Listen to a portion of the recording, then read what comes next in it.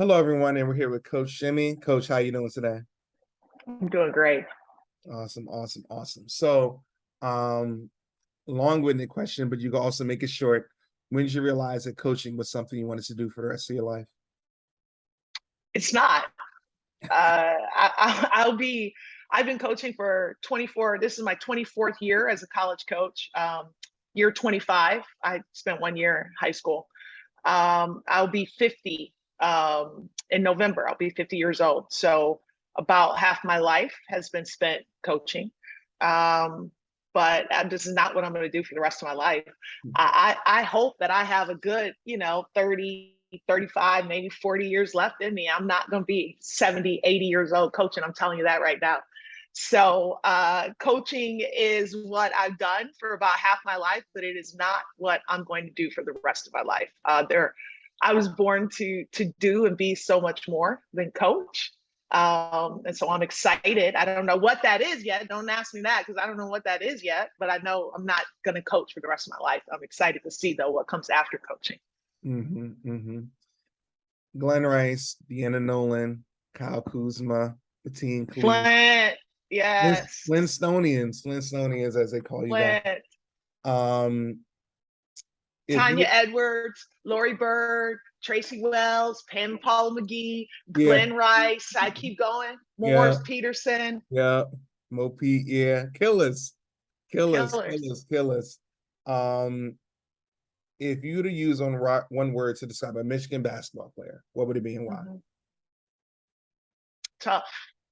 Blue collar, tough. And I think what most of the people on that list and so many more, what we all had in common is we played like pickup and we played outside. I go home once a month to see my mom, and I am constantly driving by all the courts that Burston Fieldhouse, all the courts, Martin Luther King, that we used to play at, that I used to go to, that these guys used to go to, that I used to watch these guys go to. Tanya Edwards. I remember when I was in camp, I used to go sneak away from the other kids. I didn't want to play like double dutch and anything like that. I wanted to go and watch Ice. That's what Tanya Edwards' nickname was. I wanted to go and watch Ice play on the outdoor court against all the boys.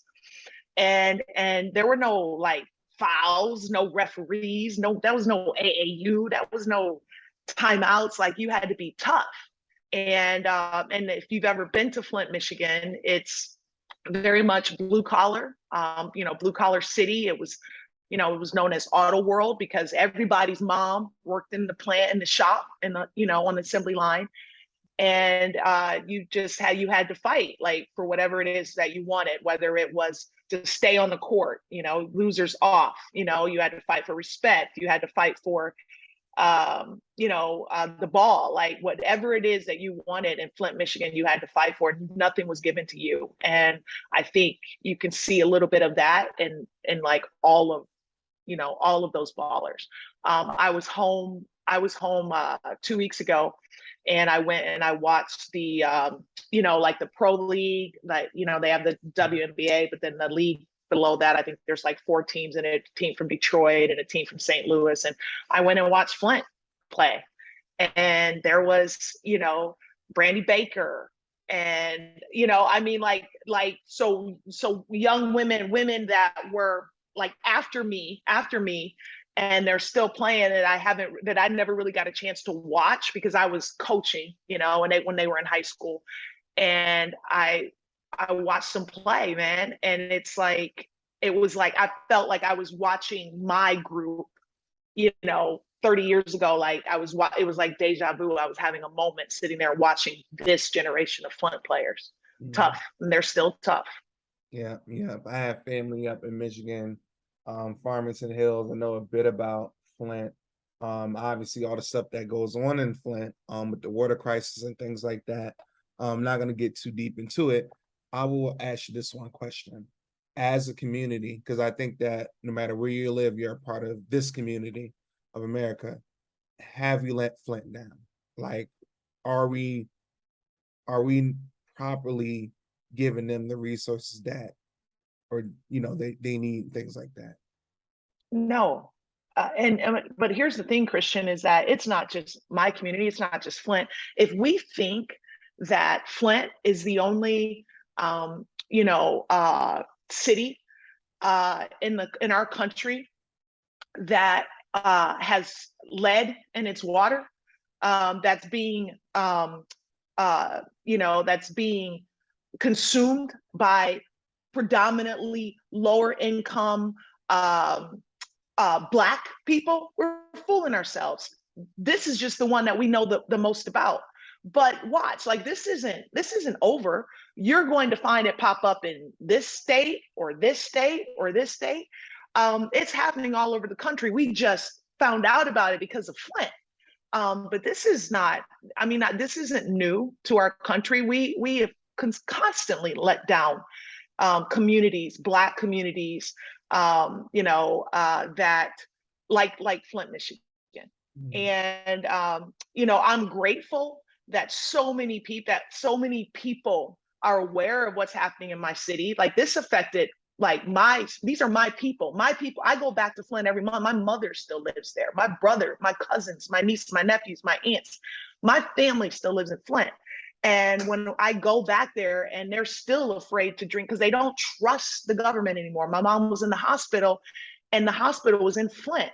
And there's a sign like above the drinking fountains in the hospital that says, hey, we're using filters now, but even the filters only are 98.9%. Like they have to put these signs up to let you know that even in a hospital, the water isn't really safe to drink. And so, you know, I appreciate all of the celebrities and, you know, the political pundits and, you know, the television, the media that have brought attention to this, but it's not just my city.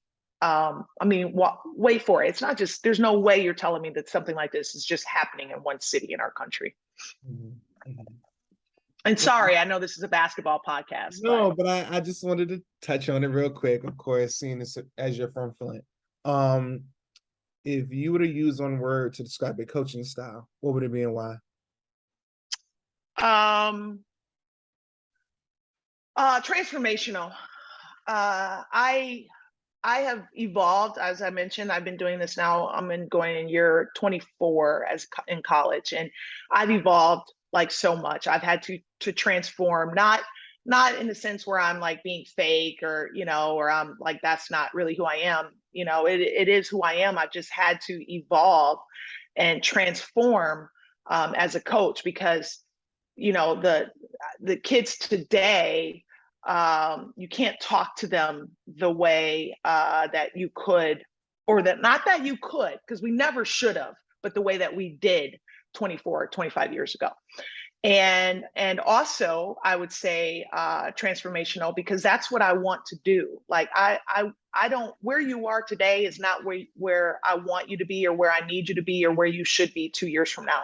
And I want to be a part of your transformation as a player and as a woman, like going from like a girl to a woman and you know a freshman to a senior. Like I want to be part of that transformation. So I would say transformational. Mhm. Um, First time I never heard that one before. Very, very good choice of word. So you played in Michigan, having played at that level. Can you tell me one positive and negative now looking back at that time and comparing today's player versus then?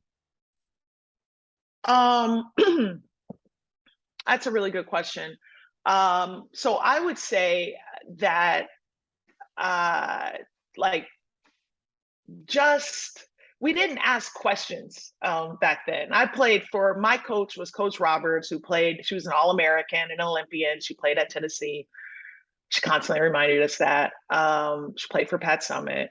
And you know, but we didn't ask questions. Like if we did what we were told to do, and in a way it kind of made life simpler. Like I didn't really think about it, I just did it. And I figured if she was an All-American and she was an Olympian and she you know won a national championship, then clearly she must know what she's talking about. And I think today's players, they want to know why. Like why? Well, because I said so. Well, why?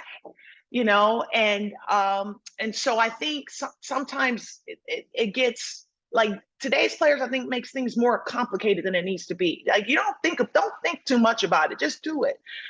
And then as far as the negatives, I don't really know of if there's like a negative from, back then to now. It just, everything is what it is, everything changes. Like the only thing in life that's guaranteed um, to not change is change. Like, and so I don't really think there's a negative. Maybe I did say there was negative. Maybe that's the negative. Maybe the positive is the negative, is that I felt like things were a lot more simpler back then because as players, we made it more simple. Mhm. You then move on to become a cop.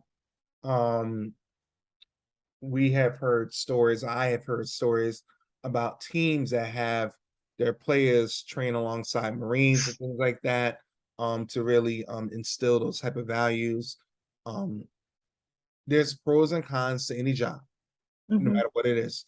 What are some pros in regards to values that you learned from the academy and being a cop that you kind of permeate into your players now, if there are any?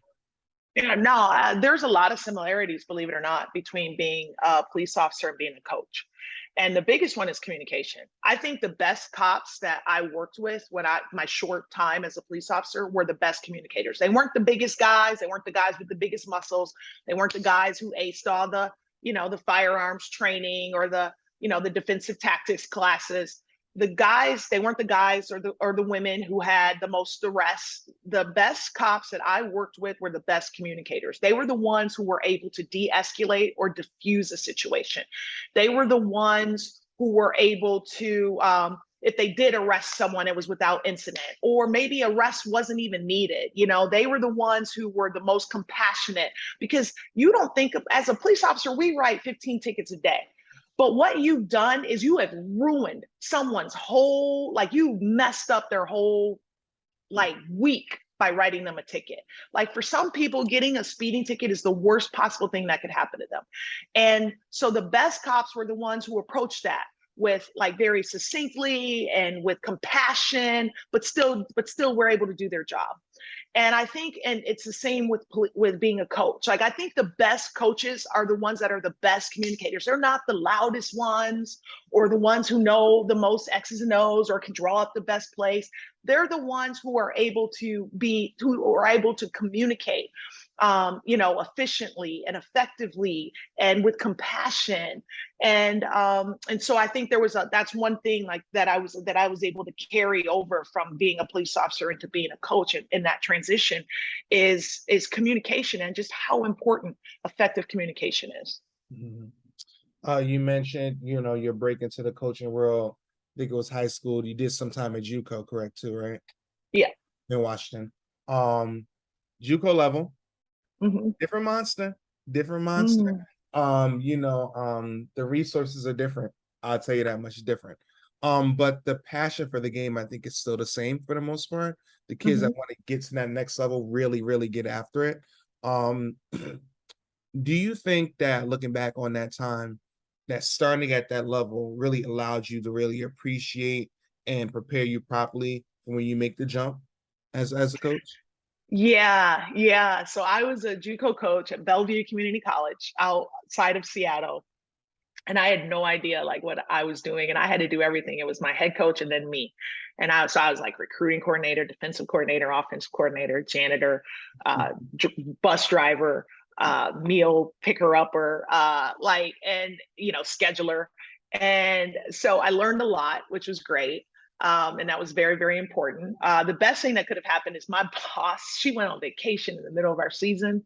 And she was like, I'm going on vacation. She was like, her husband got a new job. And she was like, so the only time we're going to have to take a vacation is now. So I'm going to go on vacation.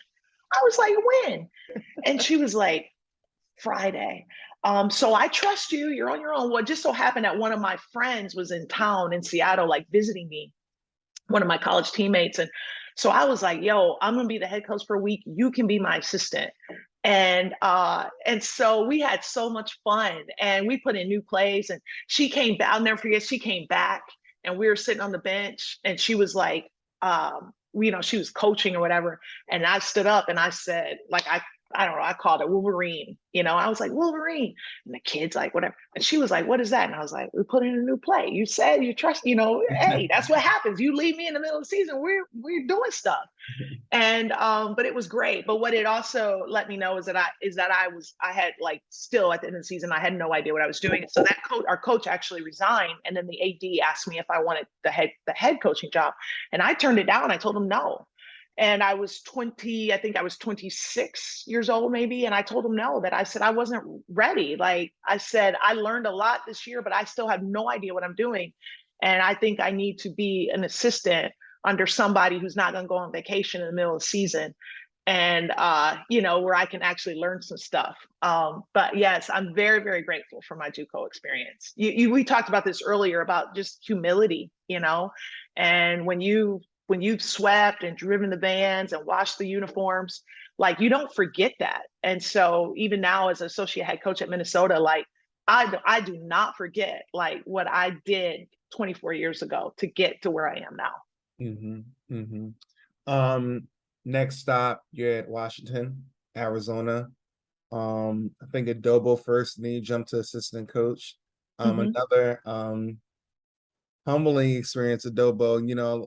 Like the interesting thing about being Adobo is when everything goes perfect, you really don't get any credit. When everything goes wrong, that one person on the flight that got the passport, or that one kid that didn't bring their sneakers, and that one, they're on you. They're on you fast. Like, how could you not? How could you not? How could you not? Tell me about that time. Tell me, about that experience and how that helped mold you, prepared you for the next level. Because in a lot of cases with Dobos, you're not even on the floor. And so I think when a lot of people want to get into coaching, they just want to get on the floor and get after it. But as a Dobo, you have to take pride in different type of things, I would say. In regards okay, to so this is funny. Now remember, I was a Dobo back in like 2000, when they didn't really have like, that was a new thing. Like Dobos were like a new thing. So I was a third assistant coach, and that's literally what my title was. Like, and that's how like they used to introduce me as, hi, this is Shimmy Gray Miller. She's our third assistant coach, which in itself is humbling to be introduced that way. It's like somebody, they would introduce me as the third assistant. And the third assistant back then, Christian, couldn't go on the road recruit. So I could coach and I could recruit here or on campus, but I could not go on the road. So July, when all the coaches would go on the road, I would go on vacation. Yeah. And so we couldn't go out. And as your third assistant could not go out. And so then that changed. But so for my first 2 years at the Division I level, I couldn't recruit on the road. So July was my vacation time because I would run camps. I would do camps in May and June. And in July, I would do vacation. And so I had gotten an offer to go work at another school. And so I went to June Doherty, who was my boss at the time. And I loved her. Rest in peace. She passed away last year. But I went to June and I said, hey, I got this offer and they're offering more money and it's a second assistant position. But I really want to stay here, but I just wanted to let you know. And so she said, okay, no problem. She was like, we'll give you a raise. You're due for a raise anyway. And so the administration came back to her and they said, well, in order for her to get a raise, she has to have more job duties and responsibilities. And June was like, well, she's already like running camp, running the practice players, does our academics, does the community service, gets our food, makes our travel, does the video, all the video stuff. What more can I do? So they said, okay, we'll just keep her responsibilities the same, but just add another title. So literally my business card said, third assistant coach / director of basketball operations. So I was already doing all that stuff because that's what third assistant coaches were, the Dobos. So I was already doing all that stuff. They just added that Dobo because that Dobo title started coming out around that time in the early 2000s. But I knew what everybody's food order was, even our head coach's kids, because they always traveled with us. That was back when we had paper tickets. So I made the mistake of giving the players their tickets and one ding dong left it in the bathroom. during a layover. So now I'm scrambling. One ding dong left her driver's license. So I kept travel with media guides. So I pulled out the media guide and showed the media. I got her in with the media guide. The kids used to make fun of me because I always had this big black briefcase that I would carry around because it had the money in it, the tickets in it, the itinerary in it, all that stuff. And then I still got to work with post players, and I still got to do scouts because that was very, very important to me. I wanted to continue to grow. I don't know how I slept back then, but once again, I'm so grateful for it because I don't forget it. And I know that everything I did back then has helped me to get to where I am now. As a coach, what are your non-negotiables? Ooh, my non-negotiables are,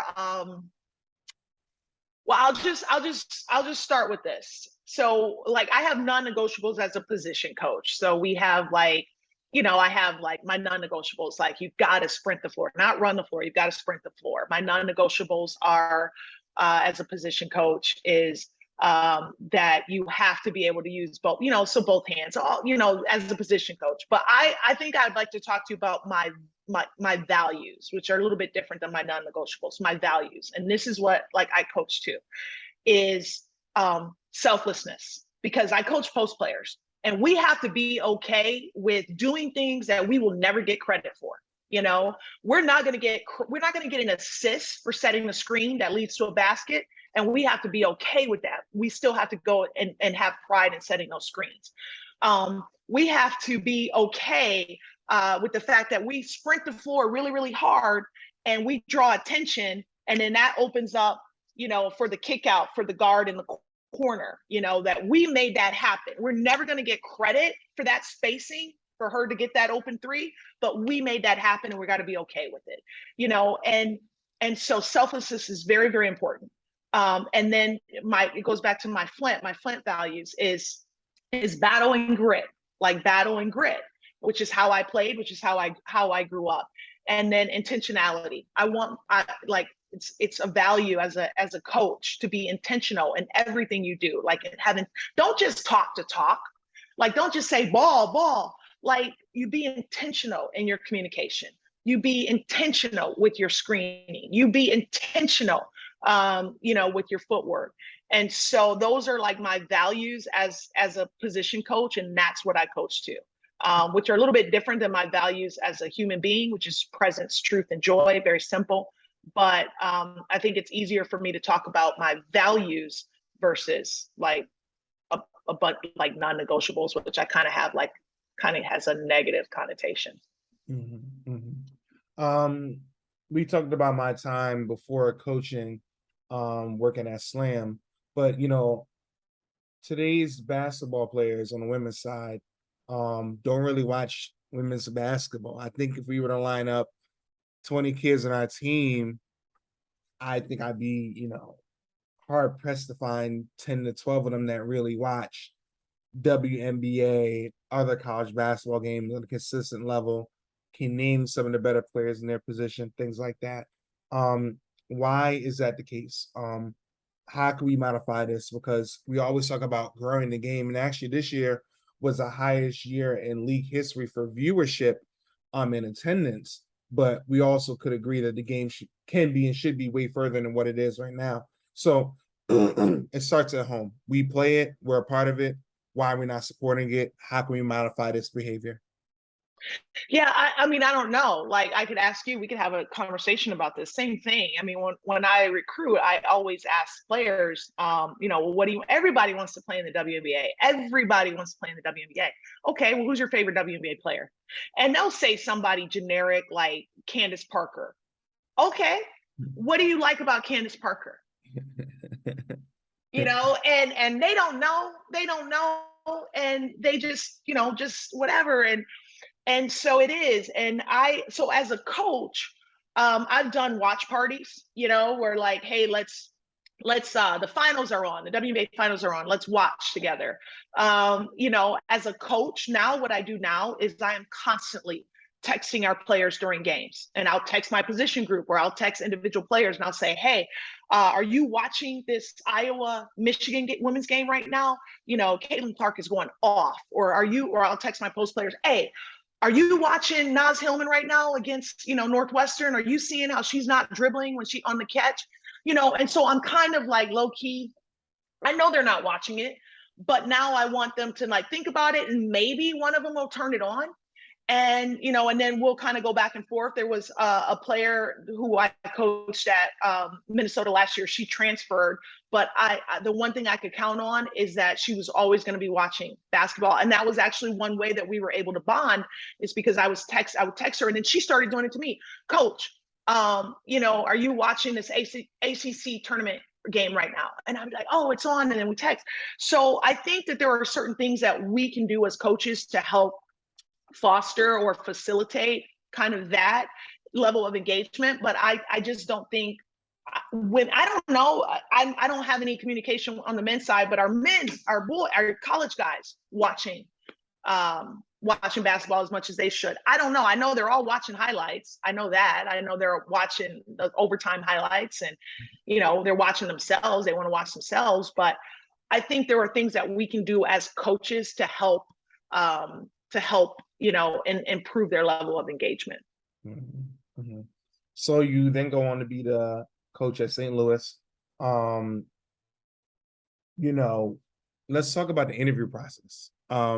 Because I think a lot of assistant coaches are intrigued by that. And when you're trying to come to that next level, there's many different type of things that you may be asked. Certain coaches, the generic answers, come with your portfolio, your non-negotiables, your team slogans, those type of things. But throughout your career, you've had different jobs, different levels, different programs. Having been a head coach, what was one of the most interesting questions, or a question that you have to be able to answer? So it's like, okay, you want to be a head coach at a school, you better be able to answer this question. And you can say, well, you better, or this is a unique question, you might want to be prepared for that.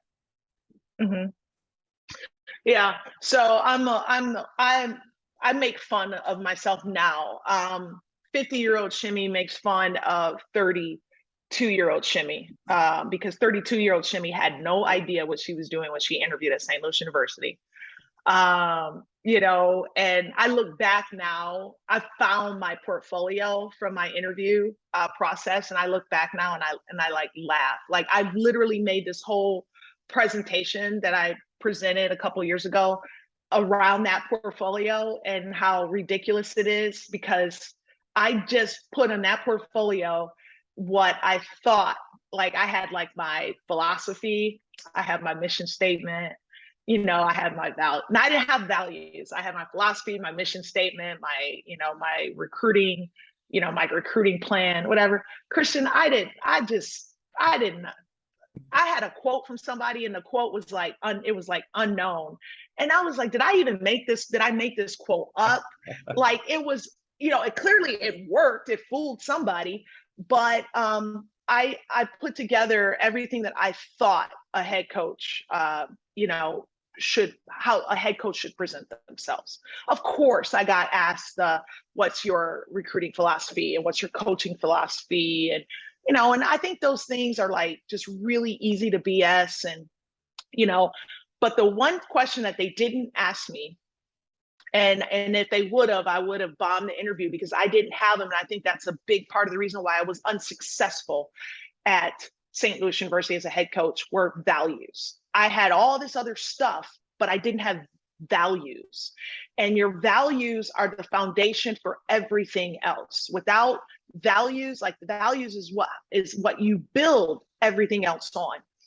And without values, eventually it's going to crumble, which is what happened to me. So values, I guess, in a way, are your non-negotiables. And so I kind of hit on it earlier, but for me, my personal values are presence, truth, and joy. Everything is rooted in those three things for me. So authenticity, mindfulness, next best action, not worrying about the past and or the future, joy, gratitude, vulnerability, all of that is rooted in presence, truth, and joy. And And so I didn't know that. It's taken me years and years to develop my values and to know who I am. And so if I had to give any advice now, it would be, they're going to ask you about your philosophies and your mission statement and all that kind of stuff. But you've got to know your values or your non-negotiables in life. You got to know who you are, what you will, how you're going to build this thing, what you'll stand for, what you won't stand for. And your values in essence are like your North Star. Like that's your guiding light. Your values will help any major decision that you have, whether it's recruiting, hiring, firing, letting a kid go, should be rooted. You'll find the answer in your values. You talked about your time in St. Louis, and near the end, you said that it wasn't that peaceful. It's pretty tough near the end. You said one time you read a lot of books about failure. I'm a book guy, big Toughness J. Billis guy. Reading a couple books right now myself. Can you remember any of the books you read that really impacted you, that that permeated your spirit from that time? Heck yeah. Okay. Energy Bus, Rebound by Rick Pitino, The Alchemist, Super Rich by what's Run DMC's brother? You know what I'm talking about. Russell Simmons. Russell, Super Rich by Russell Simmons. Those 4 books really, really stand out to me. Pete Carroll's book. He talked about his failures in the NFL. Really, really good book. Really good. So I read books about failure. Rick Pitino talked about his failures in the NBA. It was really, really good. And some of those books were recommended to me. Actually, Rebound, Rick Pitino, June Doherty, I mentioned her earlier. She had gotten fired from University of Washington. She's the one who recommended Rebound for me. So yeah, those books jump out. You once had said during that time when you were a head coach at St. Louis, you might have been a bit arrogant in regards to your time there. With that being said, confidence is key in this job. My coach, when I first started coaching, used to always say, they can smell it. If you don't believe in what you're doing, they can smell it. The kids feel it, and it's like blood in the water. They'll attack you. So you really have to believe in what you do. And that takes a certain level of confidence in yourself and confidence in the kids to be able to apply what you're teaching them because you think it's the best thing for them. One would say a lot of head coaches can be a little bit arrogant. What advice for head coaches that are watching this, what advice would you give them in regards to how they treat their assistants and their players in regards to being a part of their process of the program? You have to remove the ego. You do. And so we're talking about books. I'll recommend a few other books. These weren't books that I read during that St. Louis period. These were books that I read after I'd gotten fired. Now I'm an assistant at Nebraska, really trying to reconcile what went wrong at St. Louis, and also how to be a good assistant for for Connie, how to be the assistant that I needed, or wanted at St. Louis. And so now it's been a couple of years and I'm reading new books. So now I'm getting more into like non-coaching books. So I read a lot of Eckhart Tolle and a lot of Thich Nhat Hanh. And in those books, I learned about ego and just how poisonous and toxic your ego is, and how to remove, separate yourself from your ego. So The Power of Now, A New Earth, The Art of Communication. Those were 3 books that I read. I reread The Alchemist. But I had major issues at St. Louis with ego and pride. And that pride that comes from Flint. I had never, ever not done something that I'd set out to do. like, you know, first one in my family to go to college. I played professional basketball. I wanted to do that. I played professional basketball. I wanted to be a D1 assistant. I was D1 assistant. I wanted to be a D1 head coach. I was D1 head coach. Like, this was the first time in my life that I was faced with failure, and it was imminent. Like, I knew that I was, at some point, there was a point at St. Louis where I was like, this is not going to end well. And it was probably a couple of years before I even got fired, before my contract expired. And I was just so prideful and so just unwilling to listen, unwilling to, to ask for help, unwilling to reach out to people and ask for help. I was very just proud. And so if I could go back, it would be like, yo, get rid of the ego, get rid of the pride. It is okay to ask for help. It is okay for you to not be the smartest person in the room. It is okay to be vulnerable. I didn't know anything about vulnerability. I didn't know anything about vulnerability back then. And if I had, I think, who knows how it would have turned out. But I'm okay with how it turned out, Christian, because I think things work out the way they're supposed to. And if I don't get fired at St. Louis and I don't go to Nebraska, then I don't go to Florida, then then nothing else happens. And I needed everything to happen because I love where I am right now. I love where I am right now, and I love who I am right now. But to save somebody else that same fate, get rid of the ego, put the pride aside, and be vulnerable. Like, be vulnerable. And what you'll find is that when you don't know something, say you don't know it. And if you know something, say you know it.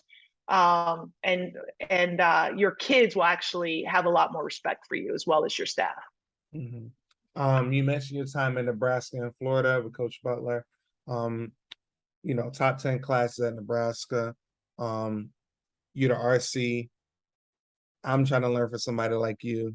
You know how to really pull in great talented players. But I'm sure that there's a vetting process in regards to, making sure you get not only the best player, but the best person. Can you give me one or two questions that I should ask a player, on the phone, that can kind of gauge who they are as a person? Not basketball, because the eye test is one thing. The fact that they pass the eye test is why you're picking up the phone. Give me one or two questions that you must ask. Do you love basketball? Mm-hmm.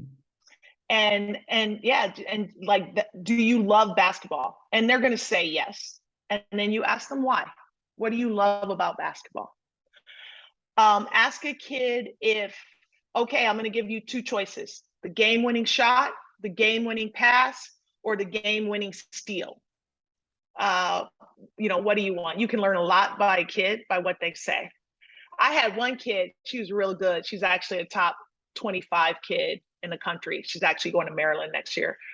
And she said, I would get the steal that leads to the pass that leads to the shot. Or, and I was like, ooh, that was good. That was good.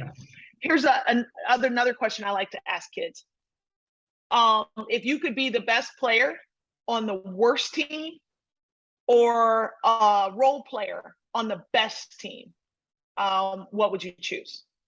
And I think it was that same kid said, I would be the role player on the best team because I don't like to lose, but I'm so competitive that I know I won't be a role player for very long. It was that same kid who actually answered that.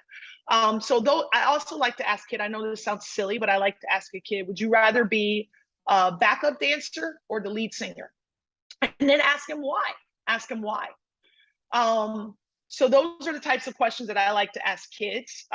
Who's your favorite coach and why? There's always like that why. And then what's important though is the questions that you ask their coaches. Do you enjoy coaching her? And then wait to see if they go, oh, she's a funny kid. She's real good player. Listen to what do you enjoy coaching her? Do her teammates enjoy playing with her? Is she competitive? I asked the coach once, and this is a top 50 kid who committed to a top 25 program, and I won't say anything else. But there was something about that kid that I would go and watch her play, and I'm like, man, I don't know. I know she's talented, but I don't know about her. So I asked her coach, is she competitive? He paused, and then he said, we're still working on that part, but she's a lot better now. You can't work on somebody's competitive fire. You are either competitive or you're not competitive. So he told me like all we needed to know. And we ended up dropping her. And I was okay. Like we were okay with dropping a top 50 kid because we knew that she's not. Those are the types of kids that'll break your heart. The talented ones that don't compete or don't have heart are the ones that will break your heart. Mm-hmm, mm-hmm. You had said, you're at Florida and then you go to Texas Tech and Clemson with Coach Butler. TLC, trust, love, and commitment. Very important things that they stand by there. Tell me about your time with her, Clemson. I know it's a beautiful, beautiful place, awesome program, but just tell me about your time there. The South, I loved University of Clemson, or Clemson University, I should say. I love Clemson University to the point where I actually just got my master's from Clemson. So I've had opportunities, at a lot of schools that I've been to where they will pay for your master's or give you a reduced tuition rate. But working at those schools were just kind of like jobs. Like I just couldn't see myself being attached to that school or to that university after, if I wasn't coaching there. But it was a little bit different at Clemson. Like you said, it's a beautiful campus, great people. And I knew that if I left Clemson, I would still want to be attached to the Clemson name and brand. And so I started working on my master's while I was at Clemson. And then when I left to go to Minnesota, even though I had to pay for it myself, I still finished my master's. So I just was there on Saturday on campus, graduating. I walked across that stage at Littlejohn Coliseum, which was different because the only time I've ever been at Littlejohn was as a coach. And now I got to be in Littlejohn as a student, as a graduate, as an alum of Clemson University. Mm-hmm. Awesome, awesome, awesome. So you're at Minnesota. Something we have in common. We coach the bigs. Now, I'm not gonna lie to you, Coach. I love coaching the bigs, Coach. That's my thing. I love it. I have a saying, guard your yard. That's my thing. I love a big that steps in for a charge, that gets that big rebound, that over communicates. Those are things that really I love it. I love it. I love it. Is there a drill that you do every day or every once in a while to really get you fired up, or a mantra, a slogan, or anything that resonates with them, that's something you would want to share with us? Yeah. So I call them EDDs. So every dang day. So we have our EDDs. So these are things that we do every dang day. And it has to be Micans, like just your good old fashioned Micans. And we do different things. We do different variations with the Micans, but they're Micans. And then we call them go for 50s, which are just ball handling drills. And they do like 5 different, actions out of them. We don't spend a lot of time doing cone drills and things like that because our bigs don't do. I only like to do things that make sense. I only like to drill things. I don't even like to call them drills. I just like to call them game actions. And that things that actions that we do in a game. So we're not doing all these patinos and reverse. We're not doing all that stuff as bigs, but we are, making power moves or power slides or 1-2 dribble rips, things like that. But our EDD, so our every dang day, so our Mike and drills, our Mike and series, and our go for 50s. And then we have all of our bigs have a pre-practice, their shooting routine. And for some of them, it might last 6 minutes. For some of them, it might last 10 minutes, but they have to do it every single day before a workout or before practice. And the reason is these are the shots that they're going to take in the offense. And this is a way for them to get warmed up, but it's also a way for them to have some success before we even start workout or practice, so that they feel good. They've just made 25 to 30 shots. And so now they're feeling kind of good about themselves and a little more confident. I think everything starts within. I think your output is a reflection of what's inside of you. So if they can start practice already feeling a little confident because of what they've just done for the last 6 to 8 minutes, then that's already a win. Mhm. Awesome, awesome. It's easy to talk about the good. Let's talk about the bad. No, let's not. Bad, it goes both ways. And my mom used to say to me, if you believe in heaven, you got to believe in a hell. It's Okay. not one without the Okay. other. All So right. Well, this is a beautiful day. I'm on vacation and you want to talk about bad stuff. Go ahead. Go ahead, Christian. This is your show. Go it'll ahead. it'll be quick. It'll be quick. Um, Tell me a low point in your coaching career. How Mm, you handle that situation, and it could be a tough patch with players, administration, you know, fellow coworkers, pay, because mhm, sometimes they don't mhm. get paid the money we think we're worth. It could be anything. So, just tell me one that kind of puts you in the space of, this is a fork in the road. I could stay in this basketball, or I could be working somewhere else doing another thing.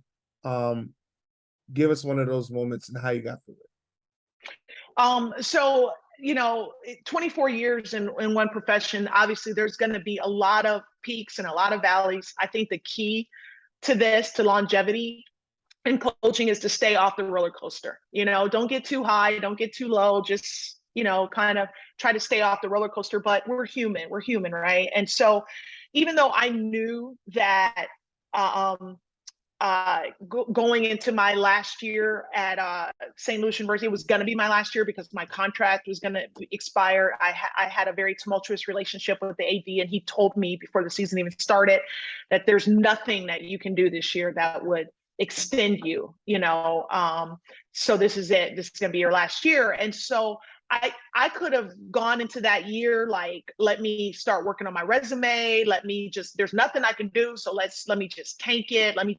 I'm not wired that way. I'm from Flint, Michigan. And so I wanted to turn a negative into a positive. So I was sad. I went home. I cried. I was very depressed. Because like I said, I was faced for the first time in my life, I was faced with failure. And I said, but how are we going to turn this into a positive? And so that's my win the day philosophy. That's where that came from. That did not come from a place of like happiness and flowers and peace and, butterflies. That came from a very, very dark place. And so I said that if this is my last year, then it doesn't matter. Wins doesn't matter. On court wins doesn't matter at this point. So what can I do? I can win the day. So that's what I decided, is that the only way you can win the day is by controlling your energy, your attitude, your effort.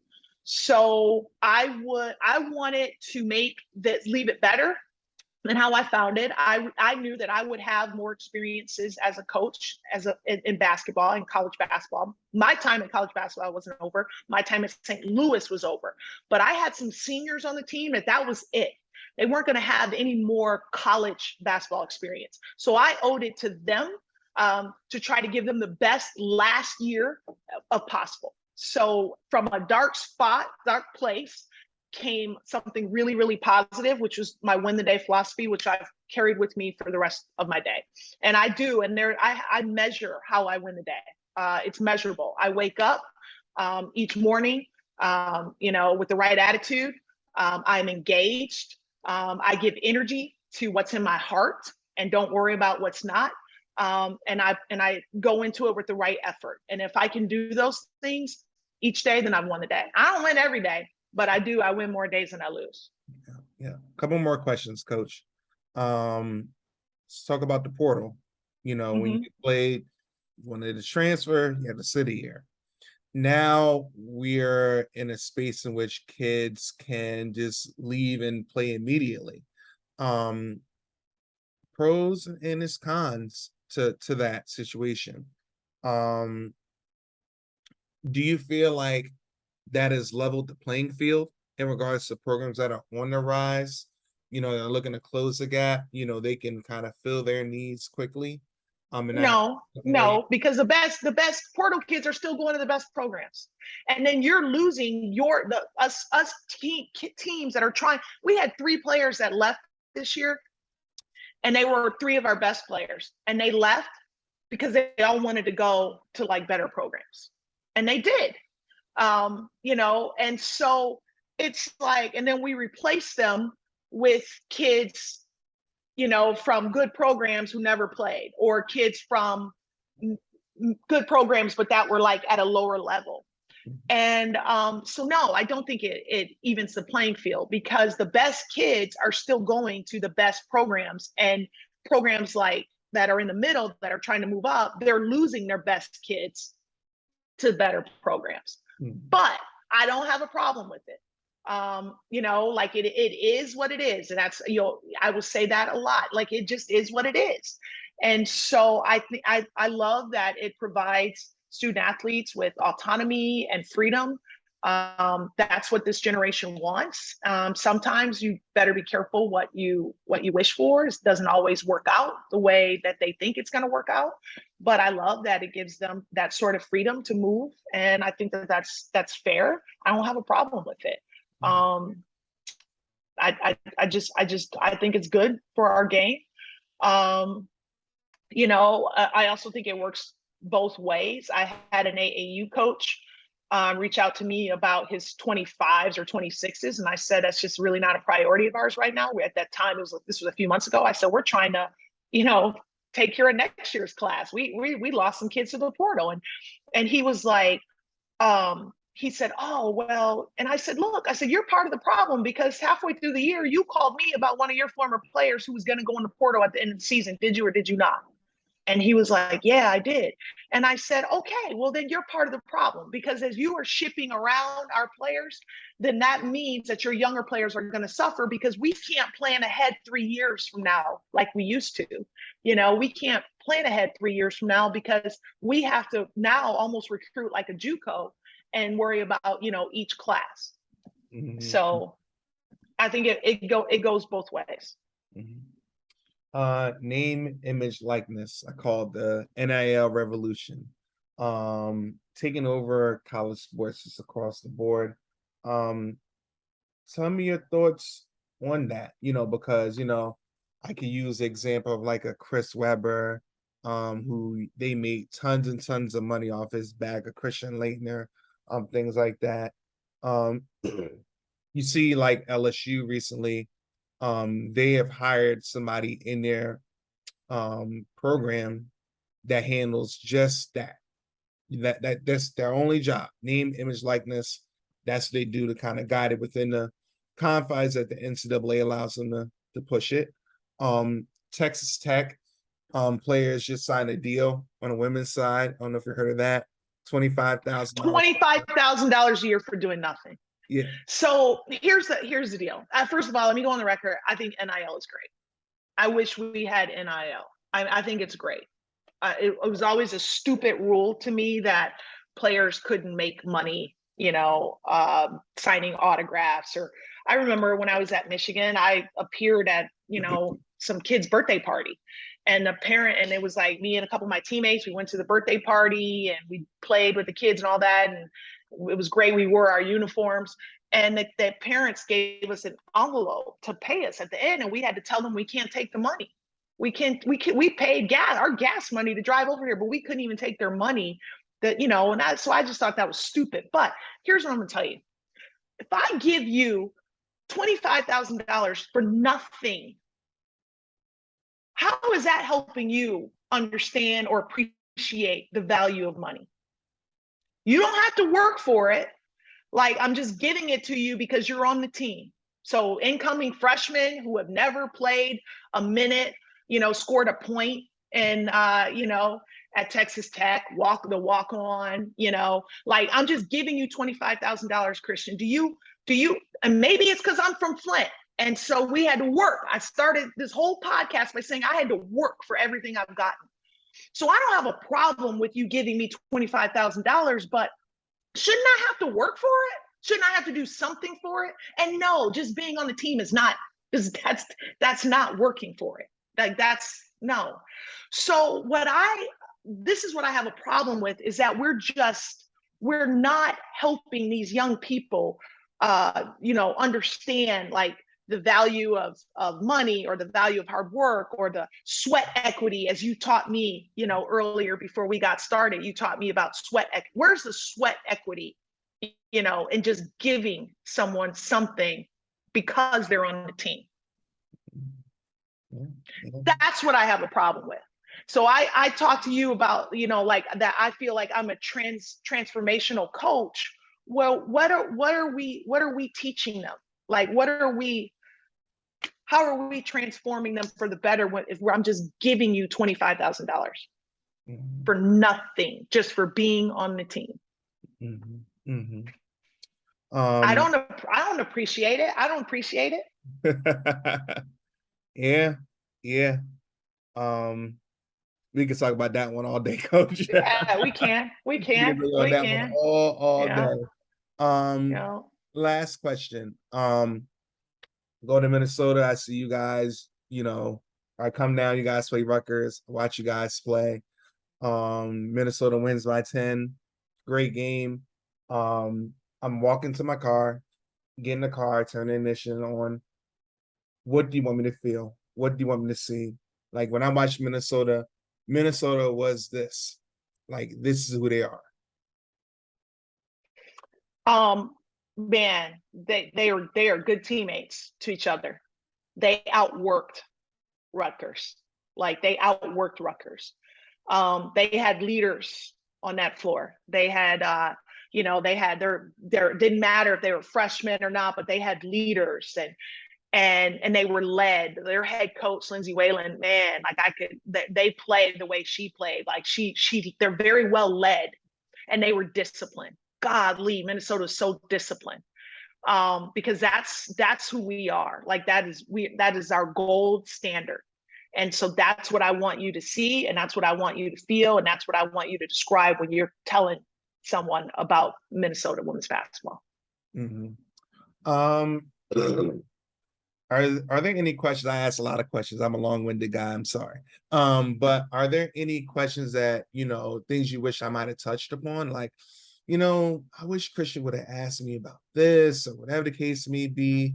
Because I try to hit most of it, but I do miss, in regards to parts of your story and things like that. And there's things in general you want to talk about, a book, a podcast, or this or that, your thoughts on anything.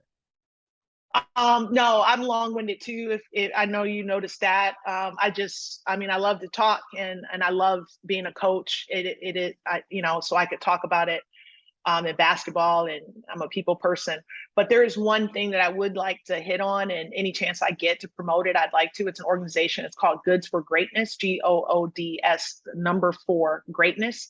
And it's what it is it's a nonprofit where they provide new and gently used sporting equipment for underserved youth all over the country, including Flint, Michigan. They've provided a lot of equipment to young people in Flint, Michigan. So, the number one reason why kids in these underserved communities don't play sports is because they can't afford the equipment, the bats, the gloves, the cleats, the basketball shoes, the basketballs. And so this organization provides that through monetary donations, or getting people to donate their equipment. And so you can find it on the website. I tweet about it a lot, but it's called Goods for Greatness. And I know we all like to post about our shoes and our shoe collection and all this. We can't wear 300 pairs of shoes. So if you have 10 pairs of shoes that you haven't worn in a year, that means you don't need them. Please, find a good home for them. But they go to the youth, and mostly from communities like mine back in Flint. So it's something I'm very passionate about.